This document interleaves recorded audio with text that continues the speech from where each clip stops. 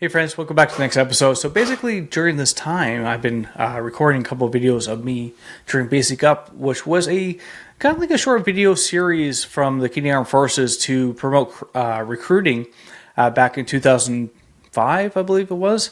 And yeah, it's been a lot of fun. So during the process of my life at that early stages, and if you're new to this, that was basically what it was. I was asked if I could be a part of this kind of series, and I wasn't paid anything extra. You know, there's nothing in my contract, anything like that. Probably I should have a manager, if you will.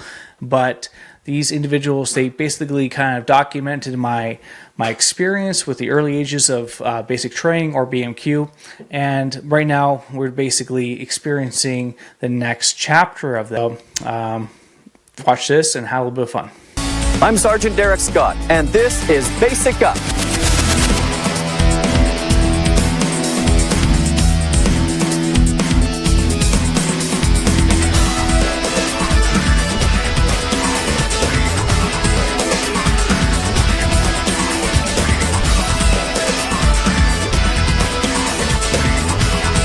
There's tests every day and stuff like that, but the platoon's working all right. There's a few people who cry every day and get mad at each other. We had one girl break down before inspection today saying that no one helps her, and she got like all pissed, but she's always pissed, so I don't really care. So I don't know, last weekend was awesome, but this week really sucked. Week 4 is when basic training hits full stride. We'll see how Private Recruit Waremko and 11 Platoon cope with escalated activity and heightened expectations. Plus, cap badges are the prizes when Collins, Harding, and White are put to the test. It's their first inspection of week 4. They've had, although 6 inspections? 5 right now? 5. Yeah. They all count, but the first 5 are basically to show them how to do it, what to do it, and what's expected of them. In week 4, today, day 2, first inspection of the 3 they're getting in the next 3 days. It's going to be a lot more different.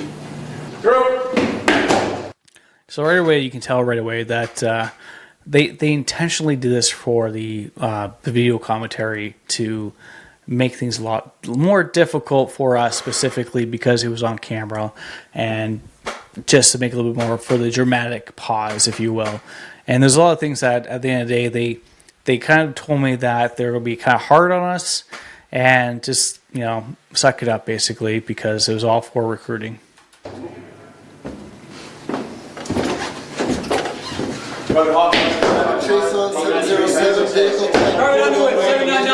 So if you see right now on the epaulet, which is basically the right in the middle of the chest right down there, is that you see a number. And majority of the time that is something that is representative of what unit you're from, or like what profession that you're from. But during basic training is what week that you are.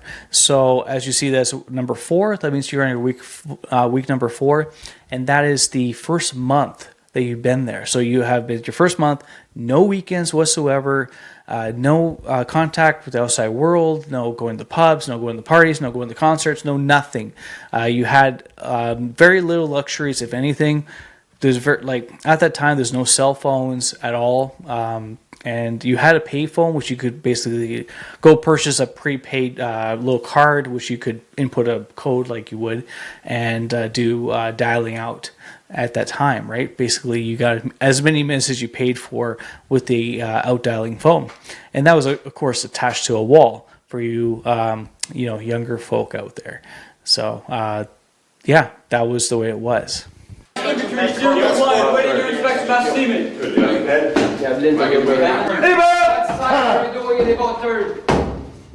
Hey, Bo, turn. Yes, Master. Yes, Master. Hey, Bo! To the right. Hey, Bo, turn. It's the back, Mark. Hey, Bo, turn. Hey, this morning, don't forget to write down everything. Testing your a little bit with military competence. Yes, Mr. Just have to write the points there. Yes, Mr. Okay, only get the points. Are these in accordance with the pictures that we gave you? No, they're not. They should all be not facing. They'd be all like that. You're missing 3 brooms.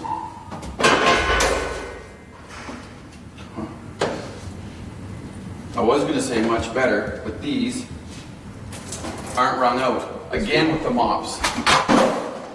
Okay, look at all the crap on the floor here. This should be spotless. I've told you guys before, when you do the decks, wait for them to dry before you start walking on them. What's that? Hiding stuff on me? Okay, in the pictures, were these all open or closed? Then why are they open?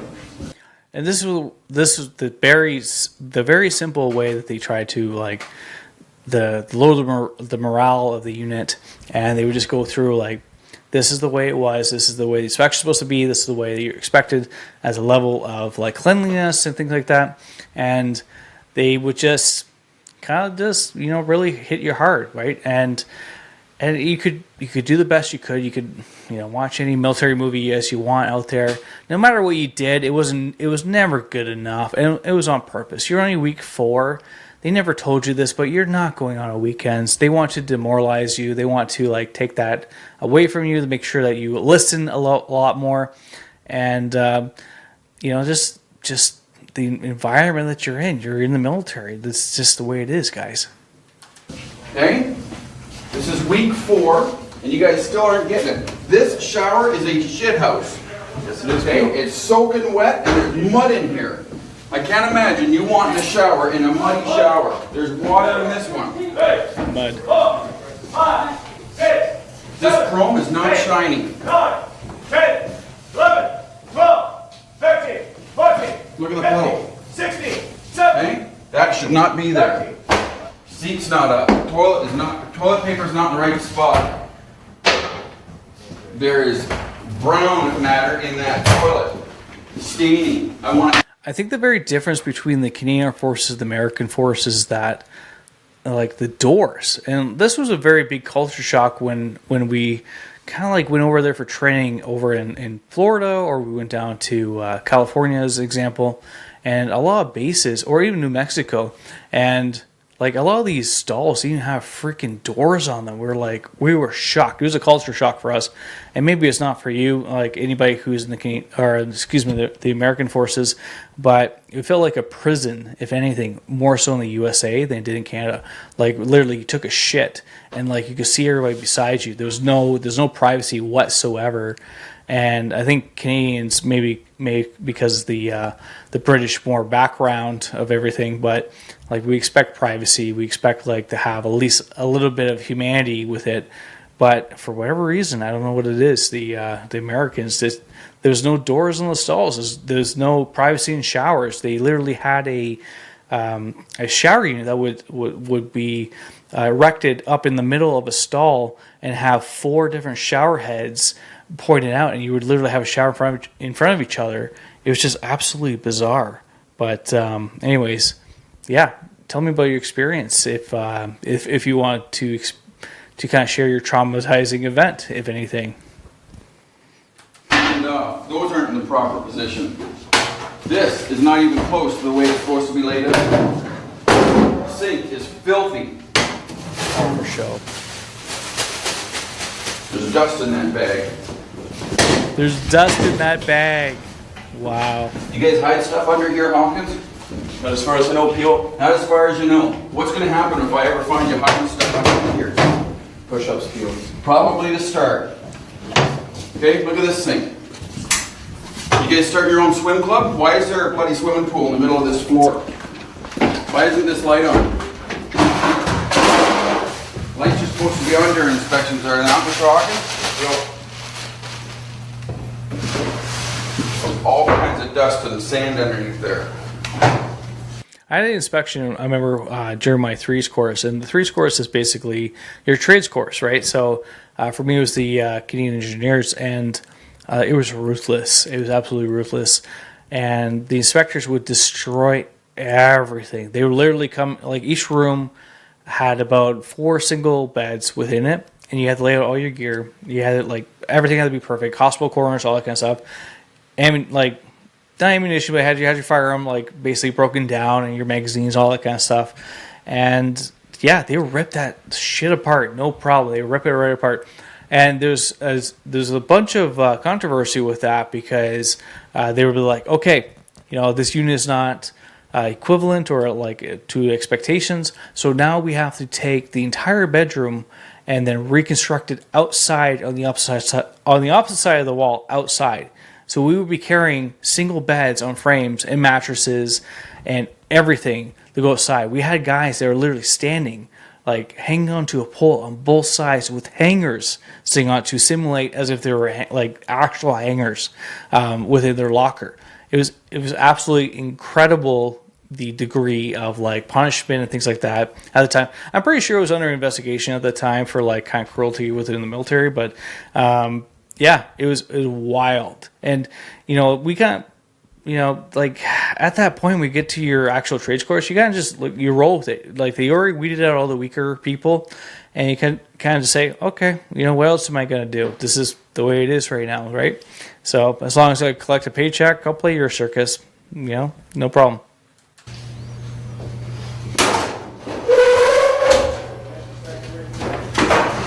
There's a huge dust bunny back here. You trying to grow your own little pet? Love it. That should All the be extra dry. commentary, I love it. These chairs are not against the proper wall. They're supposed to be against this wall. They're also supposed to be against that wall and equally spread out. They're not. Do those extra rolls of toilet paper look in any way, shape, or form the way they're supposed to be? No, they're supposed to be all on the same level. If you can't make them more than 1 or 2 high, they should be the same level in 2s or 3s, and all the words should be facing me so I can read them. Yes, Peel. These should be facing perfectly out, not off to the side. Looks like it's ready to shoot who's ever coming through the door. Yes, Peel. Like, I feel bad for this guy. He was just randomly selected to be part of this, and we all gotta take our licks, right? It's just part of the game. Are these gloves tied up properly? No, Peel. What is all this white powder in here? Okay, this be nothing but the steel wool. These don't go in with the rags. Quit picking up everything I'm dropping, Hawkins, or you'll be carrying 40 pounds of crap by the end of this. Yes, Peel. That doesn't look like it's cleaned out. What's the date today, Hawkins? The 30th. Peel. Is it? About turn. About turn. And for you, centered in the pillow. Look at the picture. Picture is the same.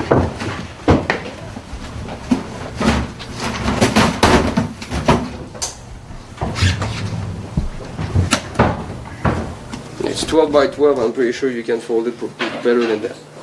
Is it brand new boots? Yes, Master Course. Since when? Since not even a week ago, Master Corporal. A week ago. Your name is not in it, not numbered.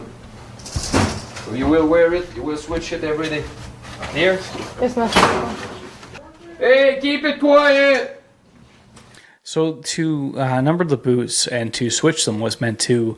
The leather was really tough, right? Like, it was very uncomfortable when you got a brand new pair of boots, and these were not like 511s. These were not like sneakers or anything like that. Like, majority of the active service members would actually buy themselves because these were issued boots and they were garbage.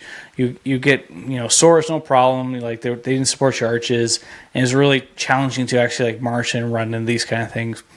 And this is back when the CF was kind of very slowly adapting to these new kind of accessories that you could actually call acceptable, because the higher ups were starting to wear them. They're like, oh, okay, these are actually pretty good.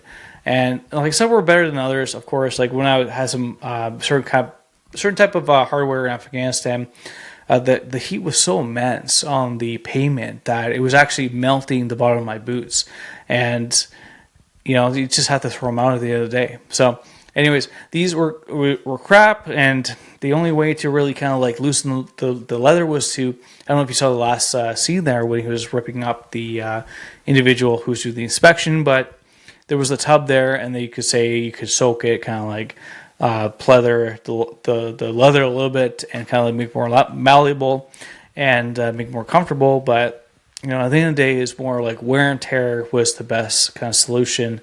And if you were to sweat in the leather boots, you would actually see the salt kind of coming through it, right? Because your body has natural salt and you get sweaty and the salt comes through the leather, and that's just kind of what happens, right? And you have to polish your boots accordingly, of course.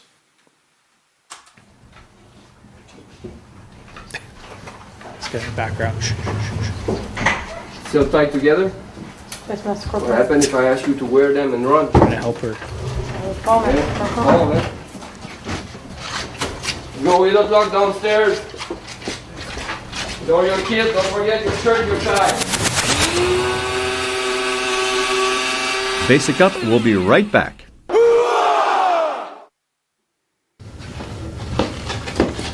Whoa, what is that? Turning.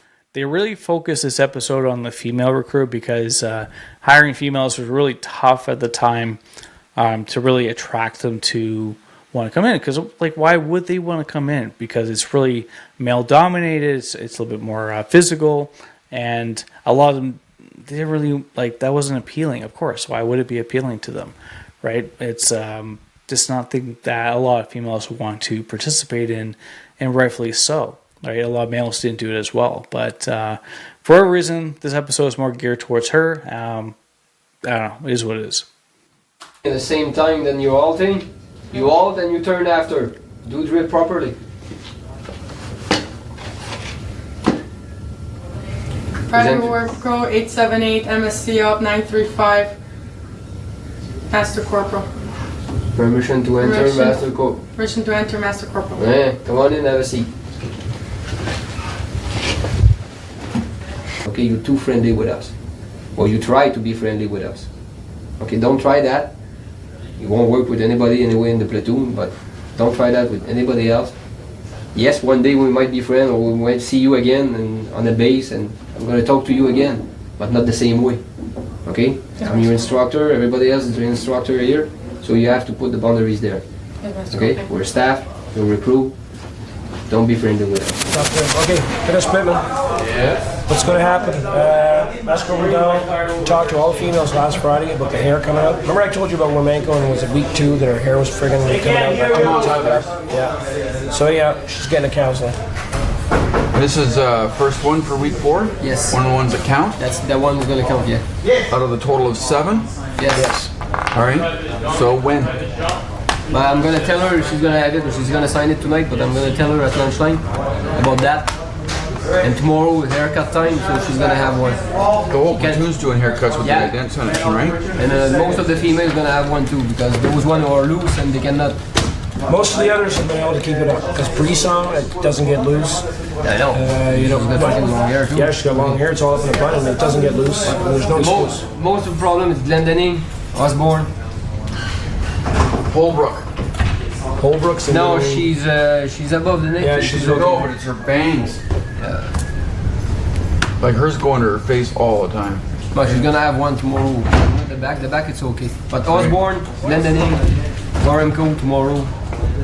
They cannot attach their hair, they're gonna have one. What a useless conversation this is. Like, this is just for media, obviously. Like, they don't give a fuck at all.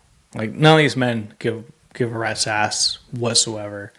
They just want to make sure that, like, it's kind of about the code that you know, she's feeling safe in her environment, and like there's a little bit of extra treatment, and there should be absolutely 100%. There should be a little bit of, like, you know, not as rough situations for them, and but, like, you know, you can hate me all you want, but I'm sorry, there is you have to be sensitive to the opposite sex. That's the way it is.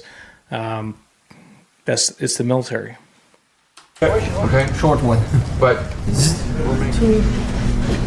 They're okay like this, so you leave them like this or you cut them shorter. Oh, here we go. Any questions? 12:20 at the plane, mark your vest. That's it. We're going for drill. Clear?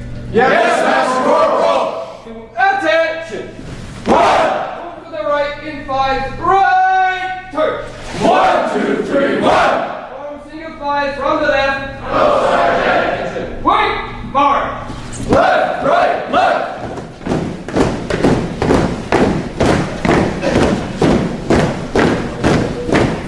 Left turn by number squad! 1, 1! 2, 2, squad, 3, left, right, left. Oh. Squad, 2. Shoot it to the left. See? Should be seeing your back right now. So if you see right there with their hats, in the Canadian Armed Forces we wear berets, Americans do as well, and the blue ones basically mean that you're in the Air Force. The black ones means that you're in the basically means that you're in the Armored Corps, the Army, that kind of stuff. If you have a green one, and then you get that down the road eventually, but that means that like you are a soldier, or you Canadian Armed Forces, combat engineer, that kind of stuff. But this is kind of how they identify you. If you have a red beret at that time, you were considered a MP, and that is the military police as well. And I believe there's like, certain restrictions for certain things as well. If you're in firefighting, or if you're in like some other kind of support segment of everything. Definitely down the road, they changed things quite a little bit. They changed things down to like a tan beret, and that was more for like CSOR, special forces type thing. And yeah, that's kind of how you get a little bit identified, other than your actual your epaulet and your merit as well.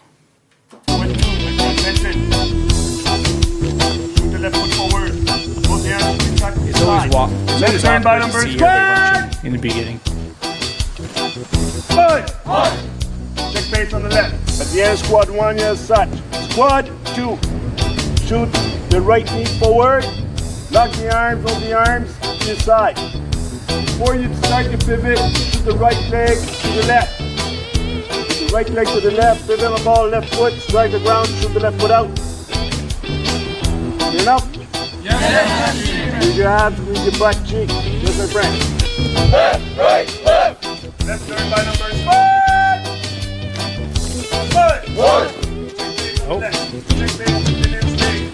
So once again, running order would be left, executive would be turn.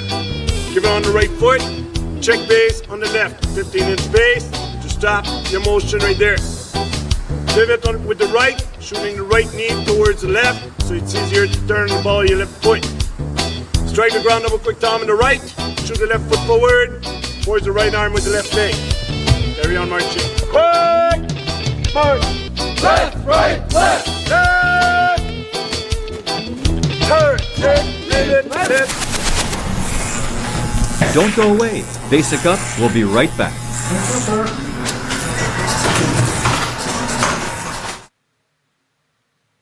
Each week, the obstacle course training becomes more challenging.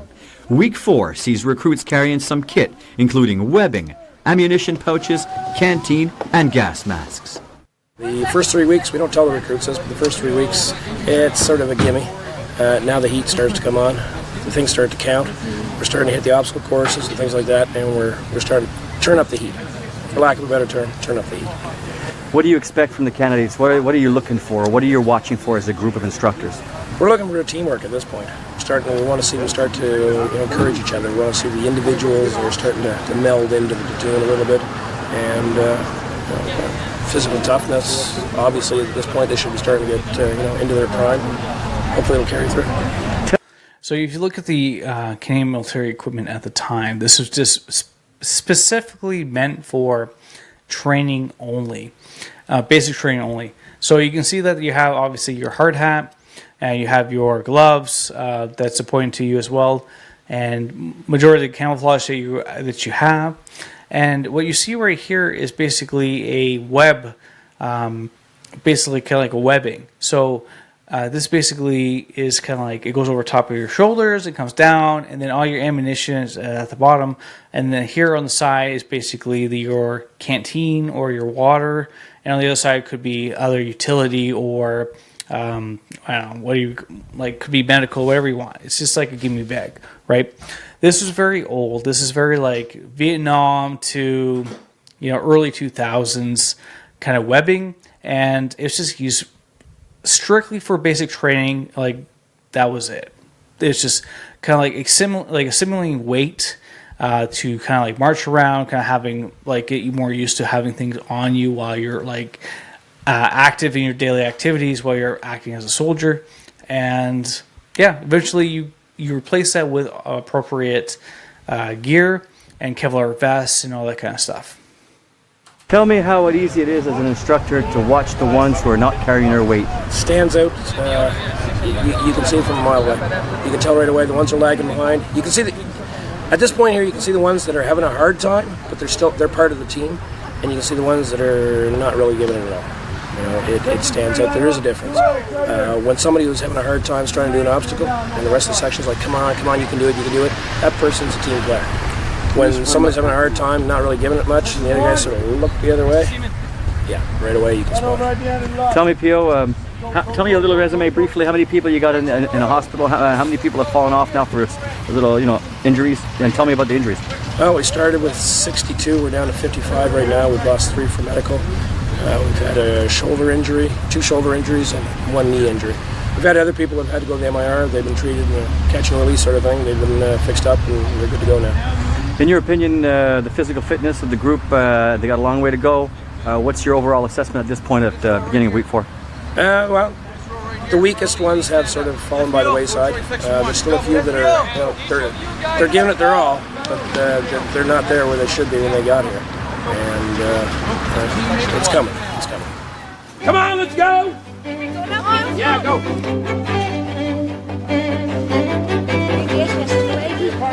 Come on, Stone, you're holding the thing up.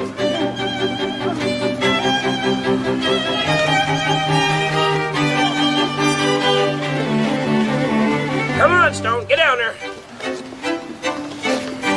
Flamenco, 3 points of contact. Come down like you go up. Friggin' slip, you're turned sideways, you're going down like a rock. Don't forget to tap the last 2 in the head. You can say fuck around me, it doesn't bother me. I've been a sailor for like 21 years. You're hung up, Dumas. Keep going, keep going. Get low. Get low. There we go. Come on, Flamenco, you're losing your belt. They got him, Martin. Stop laying there like you're dead. So for a lot of people who are like overweight or maybe kind of lacked in the arm strength, upper body arm strength whatsoever, like this was a big challenge for them, and it was, you're pulling yourself up to a 8 foot or 10 foot kind of obstacle that you have to get over, obviously. So like you see right here, there's a bunch of knots about maybe 1 foot apart, and you have to pull yourself up. There's a couple little footing parts that maybe about every single 3 feet or 4 feet, and you have to get yourself over the obstacle itself. So it was really challenging for a lot of people, especially for females as well as overweight individuals as well, to get over it. And we never really penalized them for that. We just did the team approach, basically get them over it. Sometimes they were very determined to do it themselves, and that's a really good mindset. By week 4, you should be happy to be where you are. You're really proud of how far you've kind of like persevered and overcome, and that's really important as well. All right, let's go next. Let's go. Don't forget to say clear, Stone. Hey, you ready to go next? Nice music down in Abbey.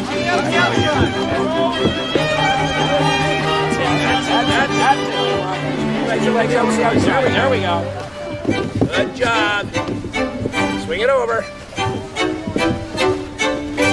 What do you say, Rebecca?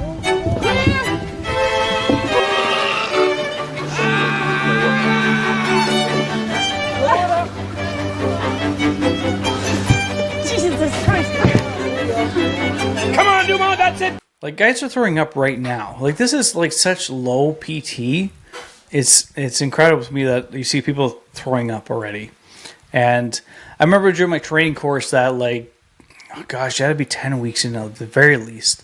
And we you always get like these big boxes of food that's delivered by the mess hall. And this is for like the training courses that are more remote, right? So it's in like this giant, if you will, what's those giant boxes called? It's like a big plastic container. Inside is like a steel drum, and there's like water underneath. It's really hot water, and it keeps all the food really, really warm. And yeah, like it basically the instructors were like, hey, if you guys can eat all this stuff, like, we'll forgive all your push-ups, all that kind of stuff. Because at the time, after basic training, you have to go on to other courses, right? And it was every single time you had to go inside the actual course room, you had to do, I think it was like 15 chin-ups, if that, 20 chin-ups, and then like X amount of push-ups. And every single time you messed up as a section or as a team, they kept on accumulating that, kind of like that, the taxes, if you will, of push-ups and things like that. So they were basically saying, hey, all the instructors, of course, if you're able to eat all these sausages that are in one bin, all the potatoes in another bin, all the vegetables in another bin, we'll forgive all those push-ups. And I think at the time it was ridiculous. It was around like 12,000 or 1,200 push-ups at the very least. And they just go counting over time of like people screwing up and like being late and whatever, and trying to make you like hate each other. But at the end of the day, we're like, you know what? Let's do it, right? Like I was in like my early 20s. Everybody else was as well, majority of them, and we freaking ate the entire thing, no problem. We ate all of it, and this is during lunchtime. They're like, okay, great, congratulations. So they had an obstacle where you had to run from one end to the other without throwing up. It says if not a single person throws up on the way back, then you'd be forgiven of all these push-ups. And they kept on doing this back and forth. And luckily, one of the guys, and I don't know, maybe I shouldn't like out him or anything like that, but he came back and he did kind of like lose his lunch, as it were. And yeah, it's they were kind of judging on whether or not we deserved it or not. And ultimately, they deemed it that like we did. So we lost out like 1,200 push-ups, this kind of stuff. And it's all a game, guys. Like at the end of the day, it's just part of the fun. If you don't show up this kind of stuff with a warrior culture, you shouldn't be there in the first place. Tack that friggin' thing! Get up and over it! Stay down! Don't get the thing over!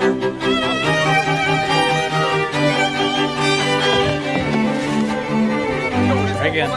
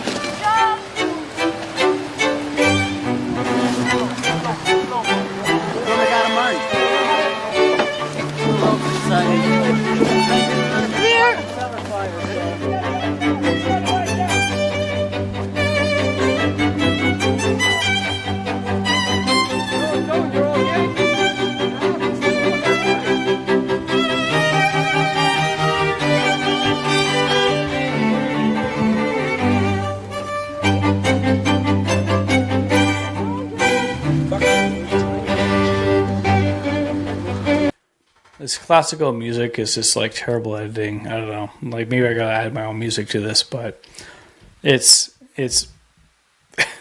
I don't know who was in charge of editing this thing, but man, like you could have done a little bit better. Come on, This is where a lot of Osborne, people you're froze. halfway done. That's it, Osborne. Look to the horizon. Look at the bar at the end. I'm down, but not out. Personal files there. Like when I'm going over and I open it, it like kills. It happened before. I thought it'd go away, but it hasn't. Was it sharp pain? Yeah, it's like something's just jabbing me. Scale of 1 to 10. 10 being the worst pain you've ever had in your life. Which was? Just when I'm going, when the car stopped on my foot. Okay, so 1 to 10. How was that? It's like a 6. Like a 6. Only Are you when able I'm to going continue? over though. Are you able to continue or are you hurt? You hurt too much? Well, I'll continue, but I don't know if it's gonna get worse. All right, let me know if it gets worse. Let's go. All right, feed drive truck. Come on, lift the legs up high. Your foot gets caught. You will hurt your face. Oh, I think I pulled an ovary muscle or stomach muscle or something down over there. I think I pulled an ovary muscle. Good on her. That's just the dark humor that you get, like, being part of it. And I don't know, I was just going over a wall and I guess my legs separated too far or something. And now it hurts, like down over here. So hopefully I'll be good for next weekend though. Trust me, it's gonna take like 2 minutes, you're gonna be done. Okay, relax. You're all stressed. We're gonna start with the adults, so you just wanna move the child out of the way? So it looks like this is the CPR part of it, and is really important in general for anybody, any course, any profession you live, like your emergency services, that kind of stuff. And basic CPR is always number one for sure. Just take it easy, okay?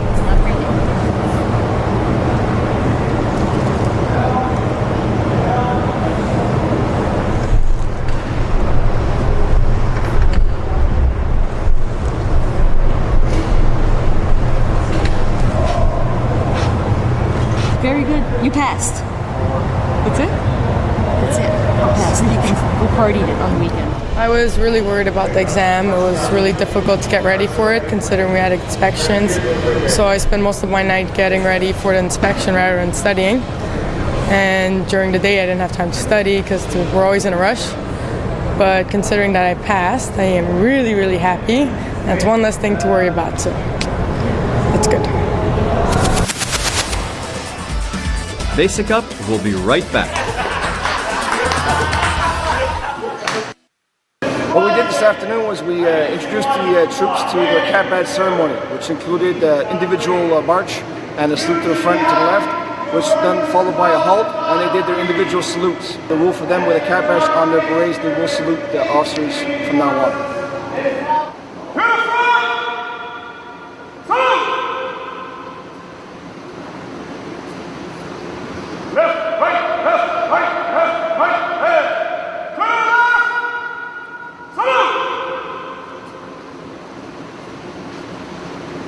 So this is a very basic salute for when you're doing a parade, that kind of stuff. If you have a very high dignitary or like representative from the government, that kind of stuff, or a I don't know, somebody who is of value within the political party or the government, this is what you would typically do. You would walk by them, you would salute them, and kind of show a little bit like that you respect them, and that's really all it was. Like it's just part of the uniform. It's part of the gig. And if it was like the Prime Minister, as example, this may happen, as well as a Governor General of some kind. And you just have to this is part of the training.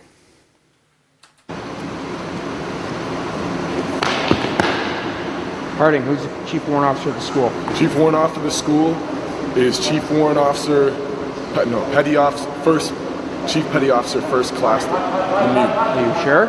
Positive, Sergeant. Give me your beret.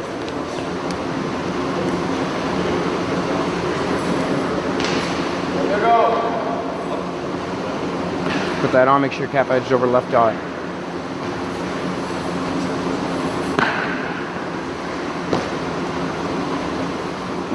So this was like when you first join the military itself, it's like you join and you don't have anything.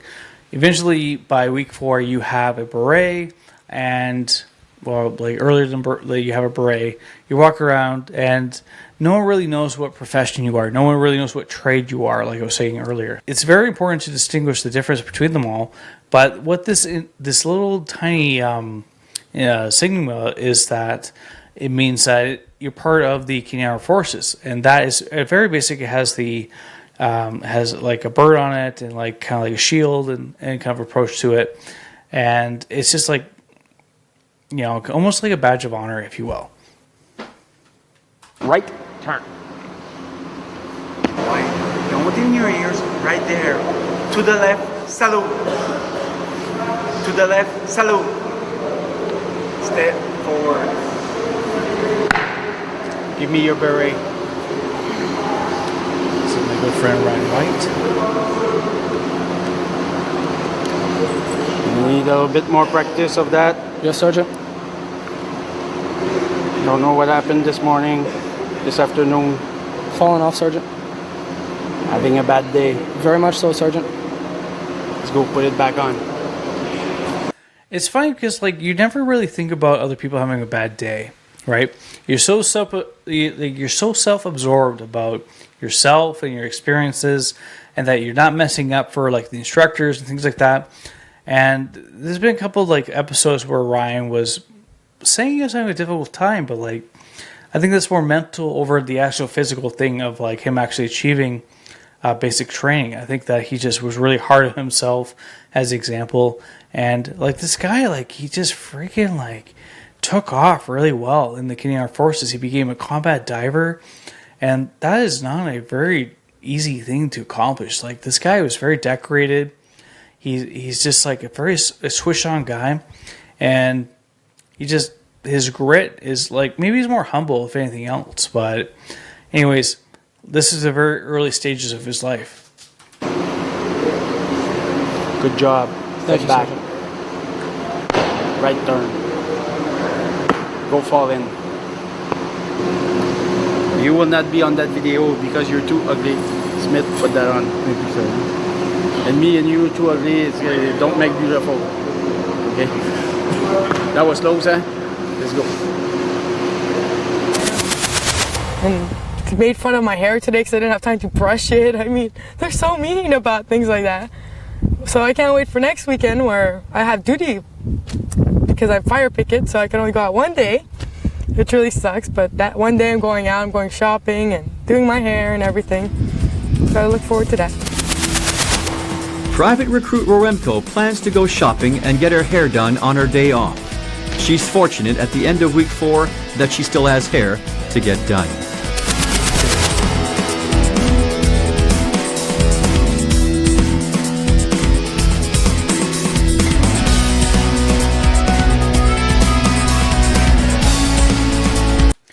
Anyways, guys, that's the next video. Hope you got a little bit of like humor out of this thing. It's tough to watch. Like this was back like 15 years ago or so, and yeah, I don't know. It's like it's experience that I'm really happy to share with everybody. If anything, like share with my friends and family, and it's a privilege to be kind of part of this. But a lot of people don't really know about it. So, anyways, like and subscribe if you will. I really appreciate it, and I can't wait to see you guys on the next one.